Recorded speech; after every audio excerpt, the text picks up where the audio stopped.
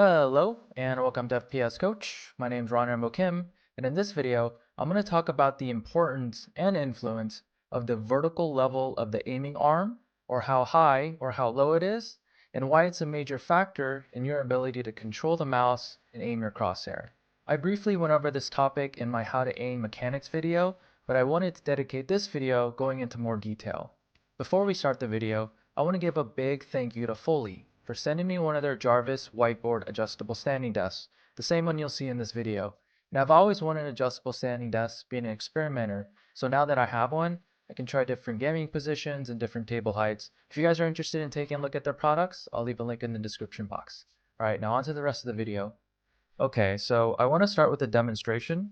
Please feel free to follow along so you can feel these positions for yourself. First step is to sit up or stand up straight with your arms hanging down against your body. Now bend your elbow 90 degrees and point your fingers and forearm in front of you with your palm facing down. This is what I'll call a neutral position. Now let's introduce two major variables which affects this neutral position, a table and a chair. Let's say you have a chair that's too low or a table that's too high. You are now forced to either shrug your shoulder upwards,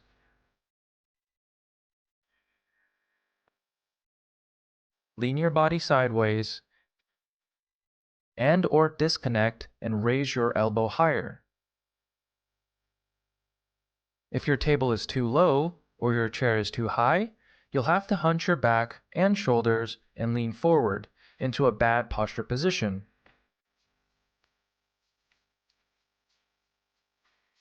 Or the opposite, where you'll have to lean backwards. In reality, most chairs and tables are not drastically disproportionate, but even if they are too high or too low by just a few inches, gaming for prolonged periods in these slightly unbalanced positions may cause soreness and aches to your body, in addition to forcing you to play in positions which may not be the optimal and natural setup for your body type. This is why it's ideal to have the options to adjust both the height of the chair and table. Some of you may be asking, but why can't I just use an adjustable chair? Why do I need an adjustable table? Well, let's say you have a table too low for your body type, but you could lower your chair to make up for it. You still might have an issue with your lower body and your legs being cramped and not supported underneath you. Conversely, if your table is too high and you raise your chair to compensate, this might leave your legs overextended or reaching for the floor, with your feet not securely on the floor and supported underneath you.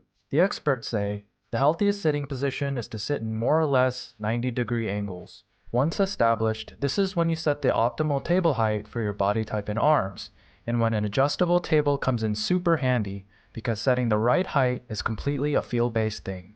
Some people have short arms while others are longer, while some like a compact elbow while others like some flair. For me, I prefer a closer compact elbow with my forearms level with the table surface, because this allows my forearm to move with a wide range of motion. If the table height was too high, I'd lose this range of motion because the table edge would be jammed into and raising my forearm, in addition to torquing my shoulder upwards.